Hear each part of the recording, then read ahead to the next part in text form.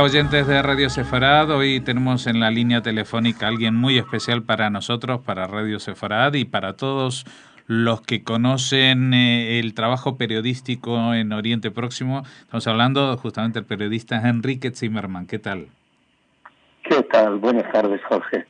Bueno, hace unos días se conmemoró en Israel con la fecha hebrea los 20 años del asesinato del primer ministro Yitzhak Rabin.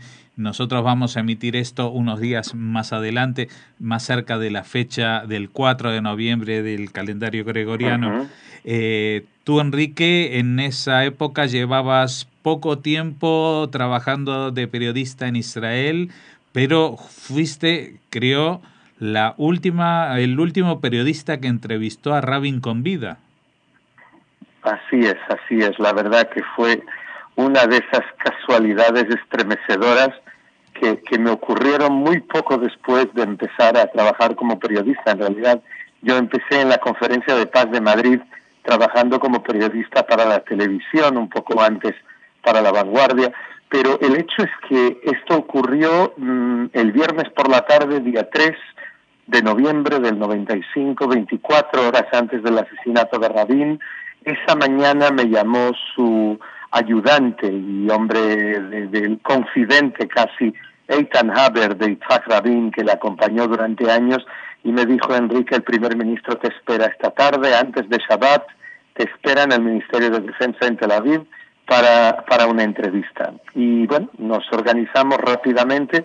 Yo sabía que Rabin en ese momento estaba bastante, te diría, alterado después de esa semana, porque sus ayudantes, la gente más próxima a él, le insistía en que fuera y participase en ese acto por la paz que estaba previsto para el sábado por la noche en la Plaza Malhé Israel en Tel Aviv.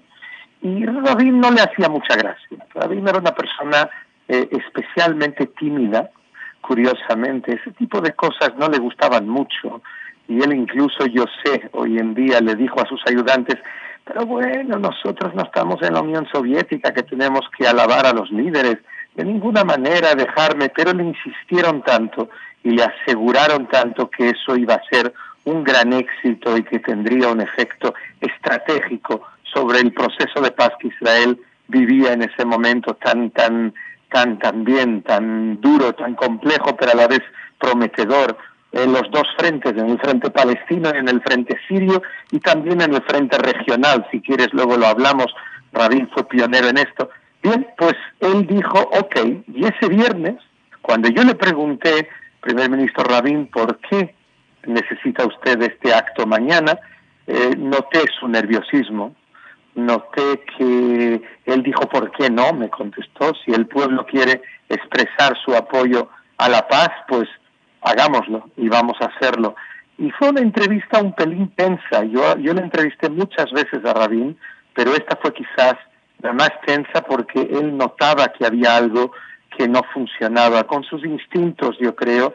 No pienso que él tuviese algún tipo de suposición o de previsión de que un judío le pudiese atacar o intentar matar o disparar contra él, pero había todo tipo de rumores en ese momento sobre Hamas, sobre la Jihad Islámica, que podrían quizás intentar llevar a cabo un atentado.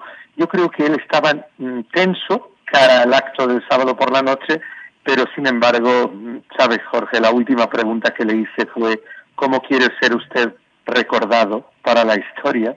Hasta ahora no entiendo por qué se me ocurrió hacerle esa pregunta, que la improvisé en el momento, y él no quiso contestar a la pregunta, pero al final se separó de nosotros haciendo una foto todos con esta fecha estremecedora que luego entraría en la historia. Uh-huh. Bueno, tú nos estabas mencionando momentos que conviene recordar en la conferencia de paz en la que tú empezaste, en la de Madrid, venía a consecuencia de unos contactos previos en secreto a través de diplomáticos noruegos, y luego todo este proceso desencadenó en los tratados de Camp David en septiembre del 1993. Y a partir de entonces, ese famoso abrazo... En los acuerdos de Oslo. Los acuerdos de Oslo. Los acuerdos de Oslo. Los acuerdos de Oslo, de 1993, exactamente. Perdón. Y luego, claro, esa escenificación con las manos tendidas de Rabin con Arafat, que era el enemigo público número uno, esto despertó muchas enemistades. En los meses anteriores al atentado mismo, había manifestaciones de la derecha que hacían un collage de un general nazi con la cara de Rabin, ¿no? Y lo llamaban traidor.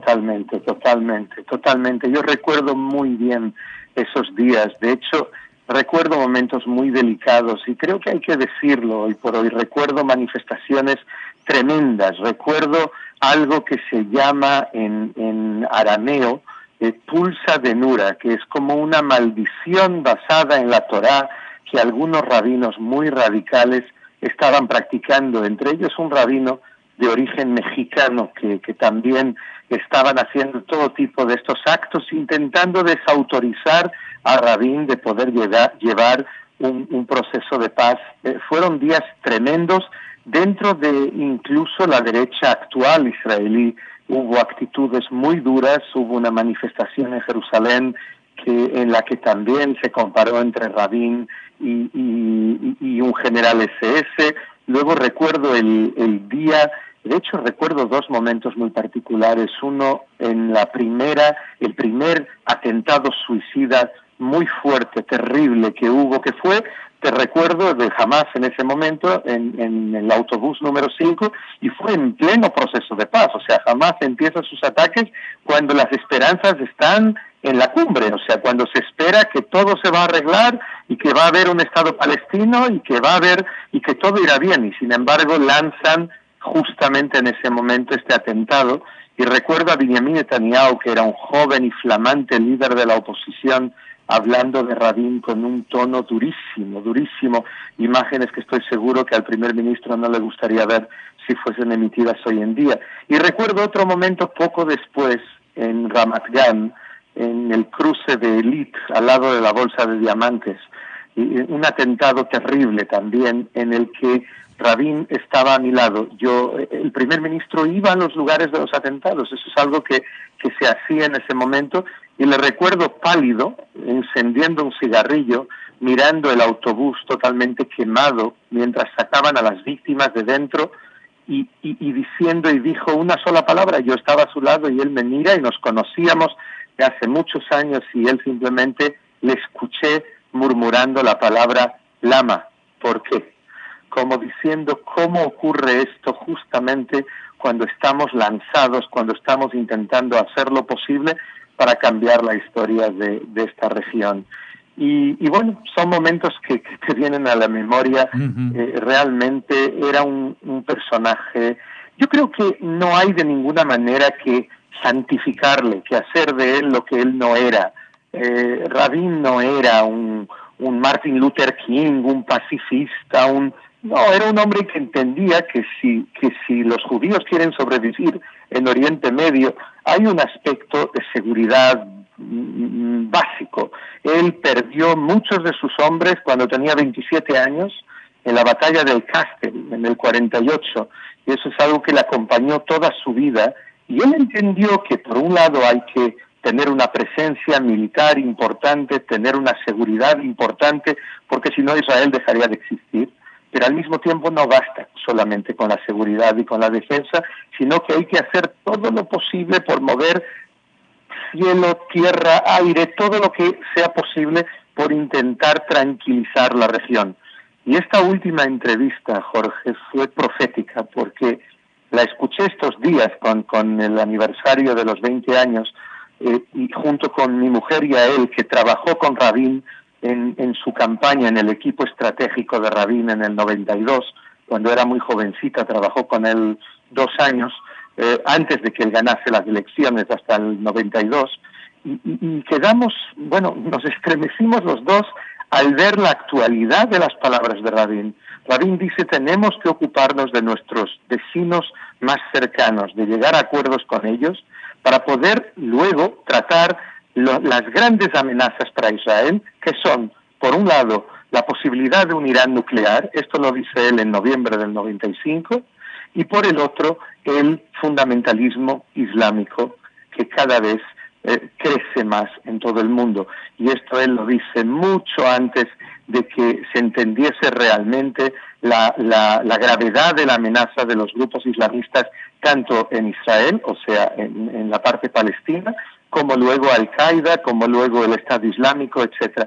O sea, realmente profético. Era un hombre con un entendimiento estratégico de la situación fuera de serie, y que yo creo que es una de las grandes pérdidas que realmente cambió su asesinato, hizo que Yigal Amir, el asesino, lograse cambiar la historia de Israel. Claro, eso es lo que más llama la atención, porque uno generalmente se plantea que, bueno, los magnicidios tienen un impacto mediático tremendo, porque es una persona conocida, pero que los procesos históricos no dependen de las individualidades. Eso es lo que uno cree. Pero en el caso de este asesinato, este proceso de paz que ya venía muy bien perfilado en esos primeros años 90, había un clima de incluso de turismo de israelíes a países árabes, había encuentros comerciales, se abrían nuevas perspectivas para un montón de cosas. Y cuando murió él, pues asumió la dirección de forma interina Shimon Peres, que luego perdió las elecciones a pesar de ser representante de un partido que había sido atacado, cosa también muy extraña, y todo el proceso de paz comenzó su rodadura cuesta abajo, ¿no? Es verdad, es verdad. Es cierto que hubo luego aún un acuerdo de Netanyahu sobre Hebrón, el acuerdo de White Plantation, que tuvo su importancia también. No te olvides de que Hebrón es la ciudad más sagrada para los judíos. Y yo aún no perdí la esperanza, o quiero no perder la esperanza. Yo creo que Netanyahu es un hombre más pragmático de lo que parece, de lo que normalmente dice públicamente, aunque me parece que ya lo que no has hecho durante 9 años como primer ministro, difícilmente lo vas a hacer después. Pero es cierto que este asesinato lanzó a Israel en un proceso negativo, en la medida en que, bueno, luego en el año 2000 vemos la segunda intifada, que fue nefasta. La segunda intifada fue la pérdida de confianza, este lanzamiento de 200 bombas humanas sobre Israel durante 5 años aproximadamente, entre el 2000 y el 2005, cuando volaban autobuses y centros comerciales con hombres, mujeres, niños con bombas debajo de sus camisas. Yo creo que eso fue la campaña más nefasta para cualquier posibilidad de llegar a un acuerdo, que hizo que la gente perdiese la confianza en que algo así es posible, que era algo que estaba muy vivo en los años 90. En los años 90 parecía que realmente era posible. Intuyo que lo mismo ocurrió también en el lado palestino por la reacción que hubo por parte de Israel.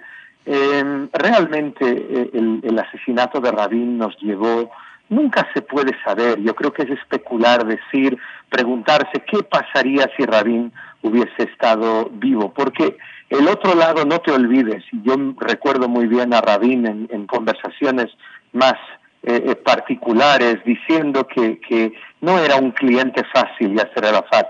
Estaba claro que Arafat era un hombre que había sido un guerrillero, algunos dirían un terrorista, que se convierte realmente, intenta convertirse en un político, pero no lo logra, sigue siendo un líder de guerrilla, sigue actuando como un líder de guerrilla, lo que para mí es una de las desgracias del pueblo palestino, que ha tenido varias oportunidades de tener un Estado y no lo logró, en parte por culpa de su liderazgo. Yo creo que el liderazgo palestino fracasó y, como decía Baevan, no perdió una oportunidad de perder oportunidades, y realmente lo hicieron continuamente, y ocurrió varias veces. Ocurrió en Camp David en el año 2000 y en Taba en las siguientes negociaciones, ocurrió en el 2006 ya después de la muerte de Arafat con Mahmoud Abbas, que es un hombre que tiene buenas intenciones, que está más conectado con la realidad actual de lo que estaba Arafat, pero que tampoco tuvo la valentía de ir adelante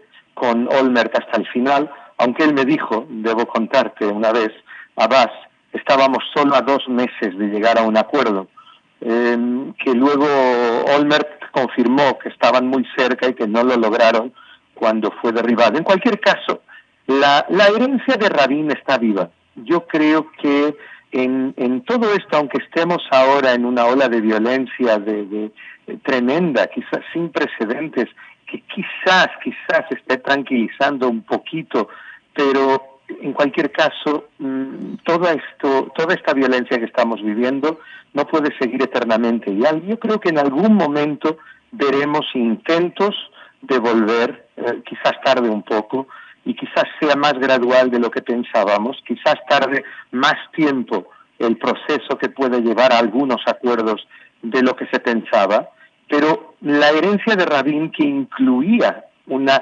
regionalización de la paz, o sea, el intentar llegar con otros países de la región, países moderados, a una especie de status quo, una especie de acuerdos de seguridad, si posible acuerdos diplomáticos y comerciales, con países del Golfo Pérsico, con países del Magreb, incluido Arabia Saudí, los Emiratos, Marruecos, etcétera. Todo esto es algo que yo creo que será el nuevo juego cuando sea posible. Y el nuevo juego que se va a jugar con Netanyahu o con quien venga después de Netanyahu, por lo que la herencia de Rabin no está muerta ni va a morir con facilidad. Bueno, esperemos que así sea, porque parte de esa herencia, parte de la visión particular que tuviera Rabin, es la esperanza de que sí se puede salir de esta guerra que ya en los últimos años parece eterna, ¿no? Hay mucha gente como que ha tirado la toalla y piensa que esto no se solucionará nunca. ¿Sabes una cosa, Jorge? Te recuerdo la época cuando yo llegué a Israel y era un chiquillo, estudiaba en la universidad, y yo recuerdo el día en que se anuncia la llegada de Anwar el Sadat, el presidente de Egipto, a Israel. Uh-huh. Egipto es un cuarto del mundo árabe, 1 de cada 4 árabes es egipcio, es una superpotencia dentro del mundo árabe, y de repente su presidente se desmarca del resto del mundo árabe y va a llegar al aeropuerto de Ben Gurión y va a venir para ir a la Knesset a hablar. Y fue tal el shock que recuerdo que el día en que realmente llegó, hay algo que nunca fue publicado. Era tal la sospecha por parte israelí de lo que esto suponía, que una unidad de élite israelí, Sayeret Matkal, estaba en el aeropuerto alrededor del avión por si acaso se trataba de una trampa, y salieran y lanzando bombas o lo que fuese. Y finalmente llegó Sadat, y finalmente habló en la Knesset en Jerusalén, y finalmente hubo un acuerdo de paz y una retirada israelí ordenada por el líder de la derecha, por el hombre que era quizás entonces el más dogmático, Menachem Begin. O sea que yo te digo que me parece que los profetas deberían jubilarse, porque últimamente no creo que tengan gran éxito. Nadie prevé ni las cosas buenas ni las cosas malas como son realmente, y ojalá que las cosas buenas prevalezcan y ganen, y que consigamos meter un poco de cordura a esta región para que podamos celebrar el centenario de Israel en el 2048 y mucho más. Bueno, una cosa está clara, para bien o para mal, Israel es tierra de milagros, así que no descartamos que alguna vez también haya un milagro bueno. Y quien no cree en milagros no es realista, así que hay que creer en milagros. Muchas gracias, Enrique Zimmerman, por habernos acercado esta semblanza de Yitzhak Rabin, que uno no encuentra ni en la Wikipedia ni en las hemerotecas de la época, sino en este tipo de testimonios personales como el tuyo, que has estado junto a él menos de 24 horas antes. Muchas gracias otra vez. Gracias, Jorge.